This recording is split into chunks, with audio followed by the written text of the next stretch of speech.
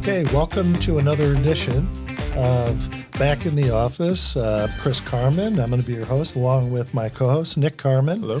And today we've got a fun story. We've got a gentleman going to join us, Steve Poliska, from Koola Logistics. And gosh, Steve, we met, I think, what was it, about 6-8 months ago when I leased some office space to you. Like I know most of the people in the world from leasing office space. If they don't lease office space, I don't know them. So so you leased some office space from us, and I thought it was a cool story because you had relocated from Southern California, and so there's some things to talk about. We just recently had a guest on, Troy Medley from Lambda Chi fraternity, the headquarters of this international fraternity, and he too had moved from Southern California, Orange County, and it's always fun to get the impressions of people when they have gone from one place and they've come here to Central Indiana. And was that a big change for you? Yeah, it was a change. I think we leased the office November 2021, and I also came from Orange County, California. Oh. Back in 2019, my wife and I, April 2019, my wife and I knew we were going to start this business, and the initial thought was to start in Southern California. And as we started to forecast the rest of our lives, do our family planning goals, business planning goals, it kind of hit us that if we continued down the track we were on and we started this business in Southern California, we would have a great life. We would enjoy our lives. We were about to buy a house, and but then we started thinking about our family and kids and what was going to happen to our kids. So we could push them into private school, and we could get them into colleges, and then what would they do from there? So like myself, I was born and raised in Southern California. Affordability was not great as I came out of school.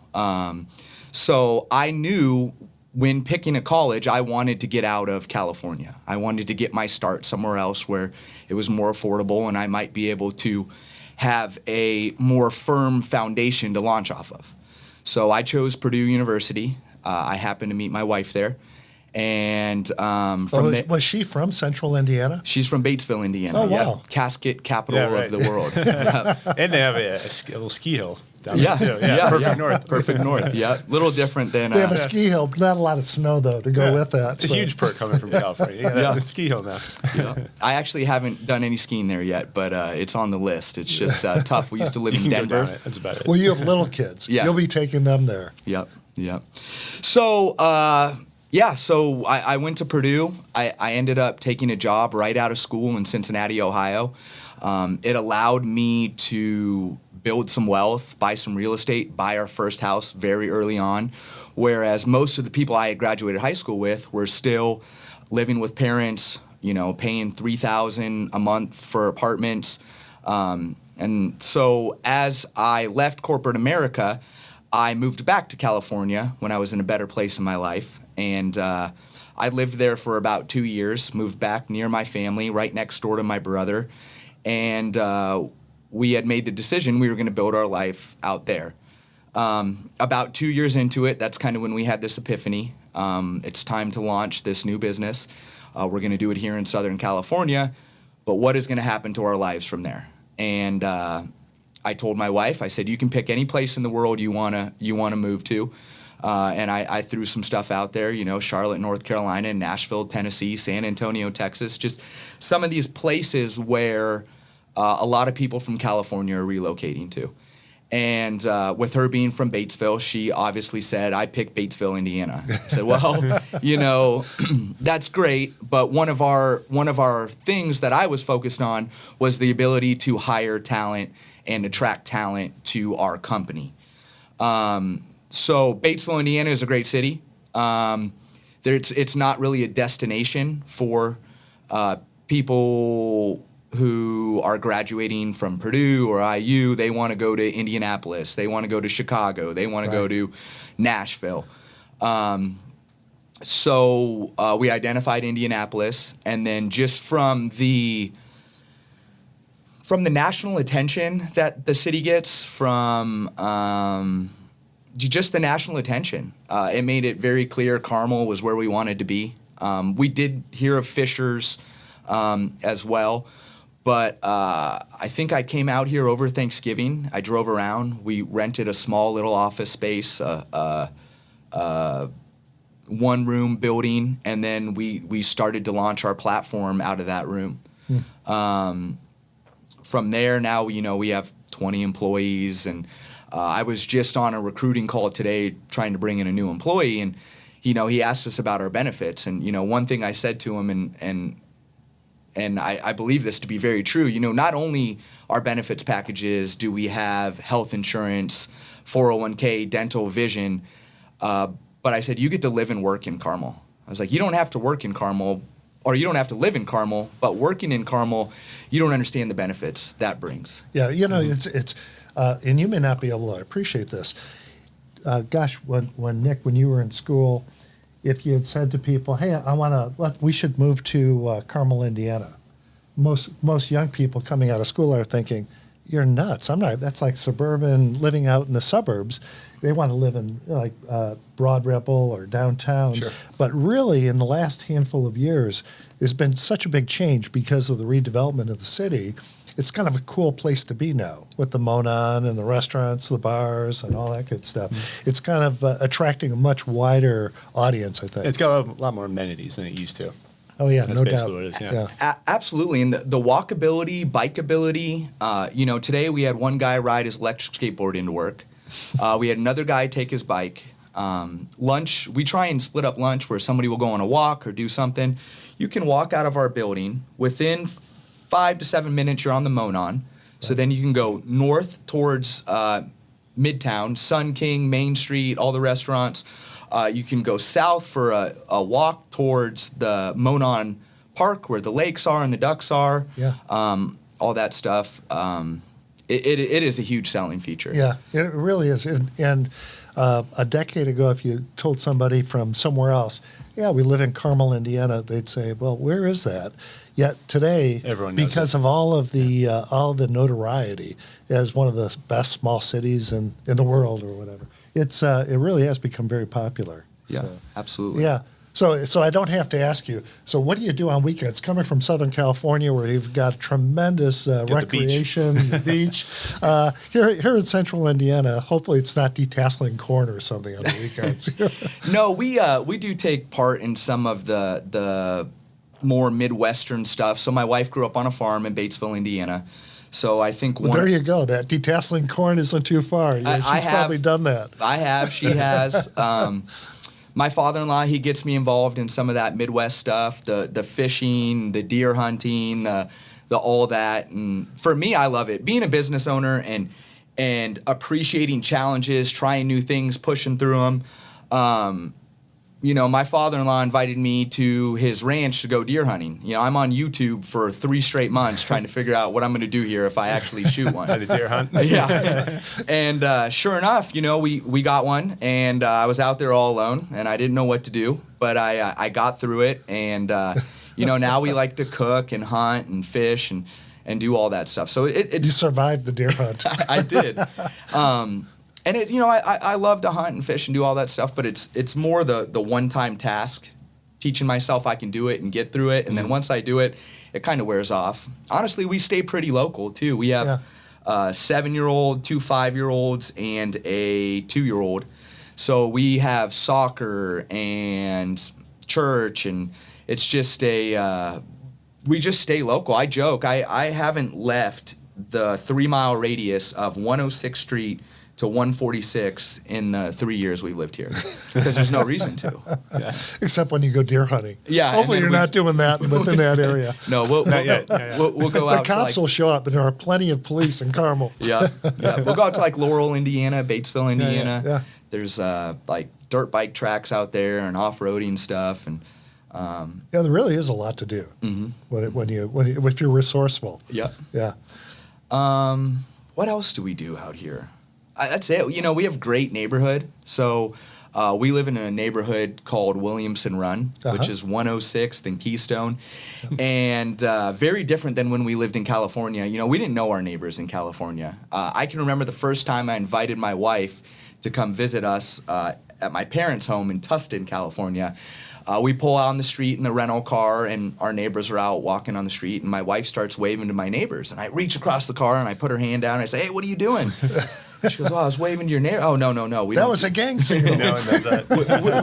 we don't do that here." She's like, "You don't know who that is?" They live 3 doors down. I go, "No, people don't do that out here." Everybody's commuting. Everybody's doing their thing, right? I think everybody is just so focused on their own thing. The sense of community is just different where I'm from. My brother, same thing. He's 30 years old. He owns his own business. He does not know any of his neighbors. There's no sense of community. Whereas, you know, we moved into this neighborhood, and the first day, I mean, the food that was dropped on the doorstep and just the knock on the door, the exchange of the phone numbers, that doesn't happen in Southern California. The sense of community.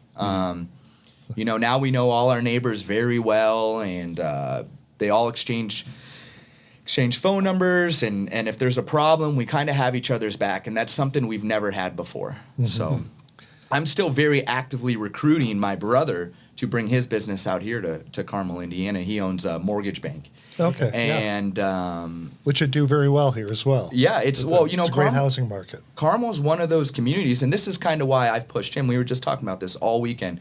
He's in the Southern California market. Average home price $700,000 to $2 million. Okay, which is great. Every loan you do is a home run. But with the rising interest rates and the market so competitive, affordability is even more so gone. At 6%, a $1 million home, it prices everybody out. Right. So I you know what I kind of told him with his business, go secure a solid foundation, which would be in the Midwest, some of these markets that are protected, like Carmel. You know, housing here it's gone up tremendously over the last 3 years. It's still very competitive, though. And then our ability to earn here in the Midwest is not lower than the ability to earn in California. Right. We still have very high earners here in Carmel, you know.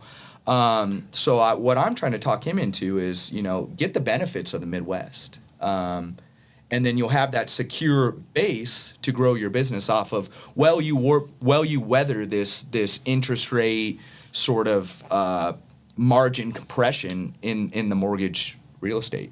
Well, I was hearing some statistics recently that a lot of migration is occurring from the coast, which had traditionally been the hottest areas for business, for housing, everything. You know, you kind of look at the map of the U.S., and it's like a smiley face. You've got a smile along the coast, and then you've got Chicago and maybe Cleveland or something for the eyes.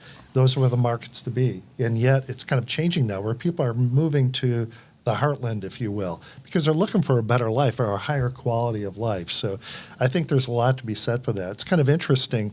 I remember when we met, you looked at the office space that you ultimately leased, and it was a sublease. So the guy who was the primary on that lease, the main lease, after you left, he goes, "Oh, he's kind of young, you know. He kind of looks like maybe he played with Jane's Addiction or something." Yeah. Yeah. I said, you know, it's a logistics business, and I'll tell you, it is the hottest thing in the world right now. This is the new business, especially here in central Indiana, where logistics is so big, it's so hot. I said, we're going to see more and more business people like Steve moving to this community, rather than the old traditional insurance business, banking business. We're going to start to see, we're going to look like the major cities, and we have much greater diversity. And especially in an area like logistics, it's just going to be so hot. Everybody's coming here. Yep. So tell us about that a bit. Yeah, how'd you get started in logistics, Chris? So I came right out of school. I worked for a mega type logistics company, large company, and learn the business from them. You know, for us, what we're doing here in Carmel, when we set out to start our business, we set out 4 core principles for our business: faith, family, fitness, and freight. Okay. And then we have sort of a mantra that we want to be a small group of people with a monster impact on that small group of people's lives, and then a monster impact on the city we're in, which is Carmel. So right now, since we signed the lease in November of 2021, I'd say our company was about 9 people. We were moving into a space that has room for about 36 people. We came out of a space that probably had room for 5. And we've hired 5 or 6 new people to join us, and just rapidly growing. The industry right now is chaotic. So what we do is we are the middleman between people who ship things, manufacturers, and truck drivers. So we help some of these companies who need their products shipped source truck drivers. So perfect example, if you look at the produce market, that's the easiest way to look at it. A company like Driscoll Fruit, #1 berry producer in the world, they will have 35 loads of strawberries that need to go out of Northern California on a Saturday, and there will be 15 trucks. Now, have you ever had a load of strawberries in your fridge before? How long do they last? Not very Couple long. days. Couple days. Yeah. So 25 loads got to go on Saturday. If they don't pick, they're going to be sitting there till Monday. Your couple of days is costing you a lot of money. Mm-hmm. So what we do is we go get out on the open market, and we are consultants, communicators, logistic coordinators to a company like Driscoll, and tell them, hey, I know you think this is going to cost $7,000 to move this from Indianapolis today, but there's a lot of people trying to do the same thing. For us to make this happen, it's going to cost $77,000, $78,000, $79,000, $8,000. And we're communicating back and forth with our customers to ensure they get the capacity. So our job's 24/7. You know, we may get the call in the middle of the night. Costco's out of chicken. Who are they going to call? So Costco's out of chicken. They call you? They do. Okay, interesting. They do, yeah. So we can go pick up at a poultry plant, and we'll bring full truckloads to all the different DCs, and yeah. Now, Absolutely. do they set you up with the suppliers? Then, or they tell you where it's coming from, or do you guys actually have your connections then? Yeah, it's all. So we don't buy the chicken. Right. So they will have a supplier. So whoever it is, whether you're a meat broker in California or Ohio or wherever, they know where the product is. They'll have it. They'll put a bid on that product as well. Got it. And then they'll call us though and say, hey, I can only get this order if we have a truck in there with 12 hours. They don't have a way to get it to themselves. Correct. If They we don't bought have it, yeah. if we don't have a truck there within 12 hours, they're going to find a reason to sell it to someone else. That has got to be a challenge right now because, I'm a person, I spend a lot of time driving to different markets where our clients are located. And all the trucks we're hiring, so is it tough to find those drivers? Are you finding drivers or trucking companies or all of the above? Yeah, so the average age of a truck driver is up in the mid 50s. So it's a retiring generation. So there is a shortage of trucks. The last 3 years, if you owned a truck or you owned a trucking company, it has been very profitable. Okay, so there's been a lot of equipment coming out. If you wanted to buy a trailer right now or a truck, it's non-existent. You could buy used.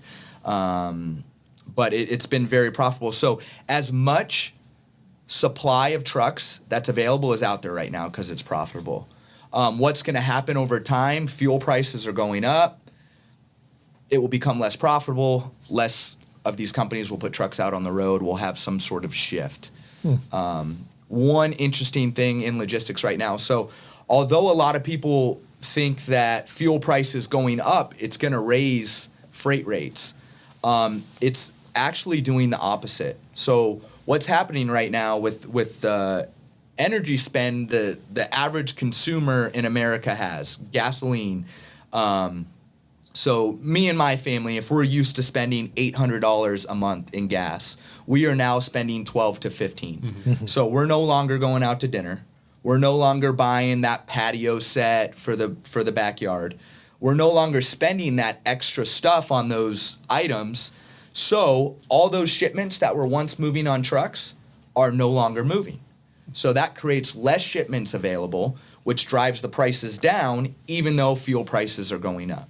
So there are actually less shipments moving right now because the average household in America is buying less stuff. They've shifted demand. Correct. Just to the essentials. To the essentials, energy. Grocery, and away food. from the Yep. discretionary spending. Mm-hmm. Gotcha. Yeah. So is this connecting then to the supply chain? Because we're all hearing today about the supply chain. We know this. If you want to buy a piece of furniture, it's going to take 6 months before you get that piece of furniture. It used to be 4 to 6 weeks. Yeah, absolutely. So there is another clog coming down the pipeline right now. So China right now is having another coronavirus issue where they have shut down factories, they have shut down the ports. They've shut down cities. Shut down cities. Yeah. There is a backlog there that hasn't hit here yet. We've cleared out most of that backlog in the ports. Mm-hmm. I think trucking got a lot of the blame on why this stuff couldn't leave the ports. But for every container that hit the ground, there was a truck there waiting to take it. The bigger problem was they couldn't get them off quick enough. It didn't matter. They were running 24/7 operations with trucks running 24/7. There was just too many containers coming in to do anything. So basically the demand for that product had gone up. So more containers were coming, and we didn't have the facilities, the ports, basically port take them on. capacity, really. Yeah, Yeah. gotcha. Yeah, with all the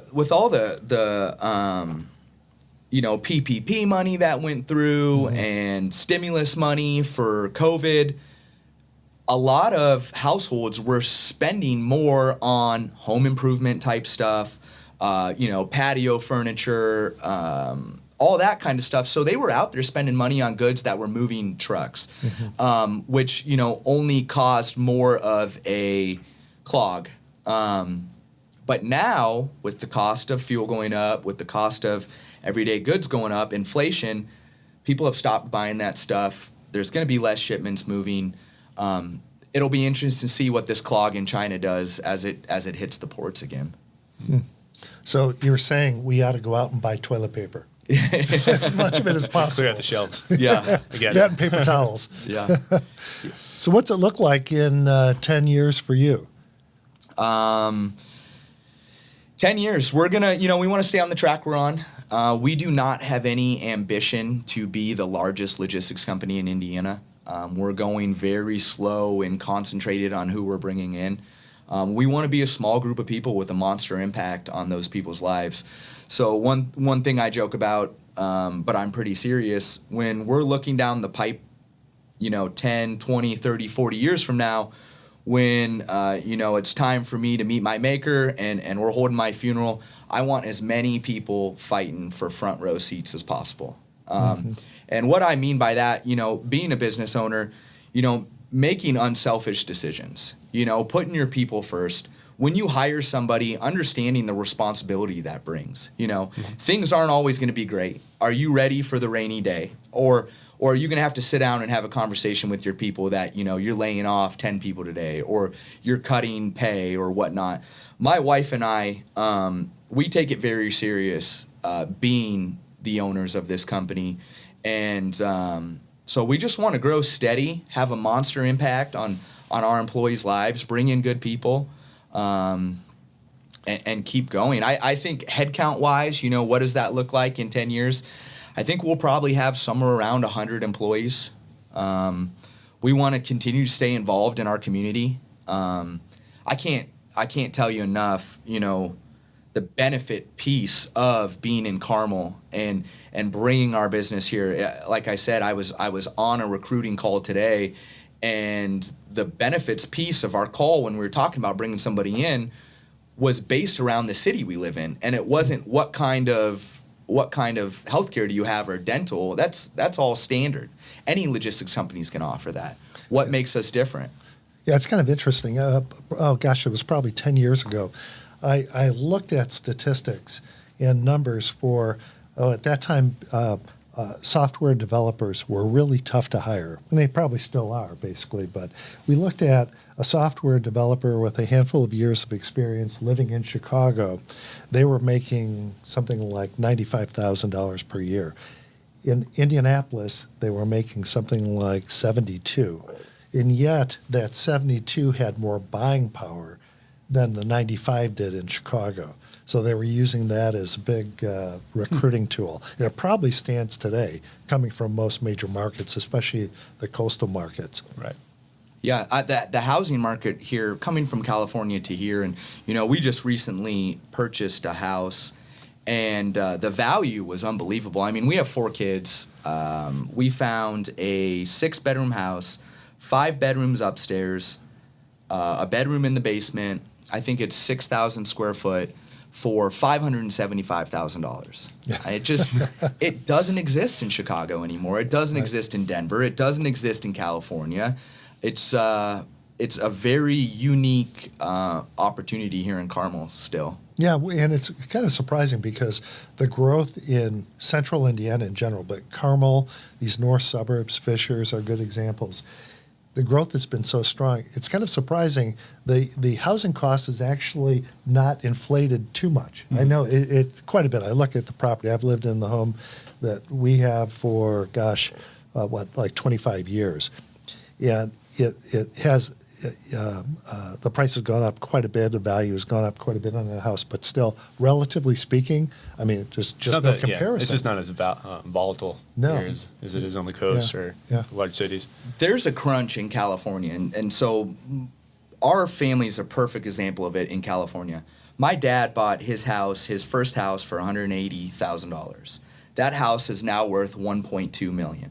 Okay, it's a 4-bedroom ranch in a great family community. Now, if my dad was to sell his house for $1.2 million, let's say he has a 3,500 square foot house. If he was to sell his house, he would now have to go buy a house for $800,000 somewhere. That would be a smaller house.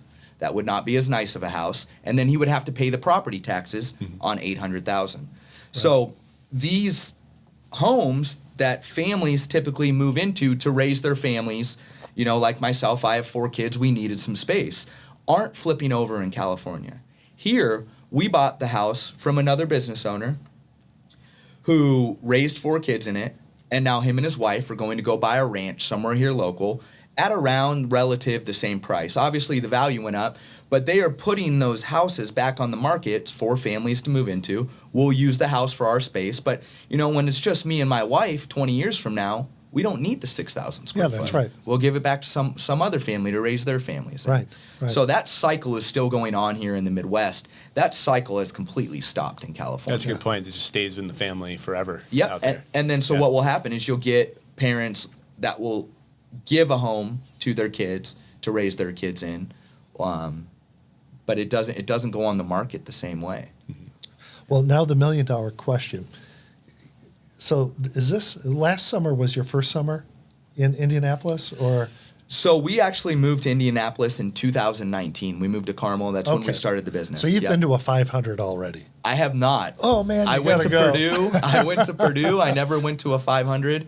Well, truth be known, so I moved here from Chicago in late 85. And it was probably 10 years before I actually went to a race. Yeah, and I was thinking, this is not that cool.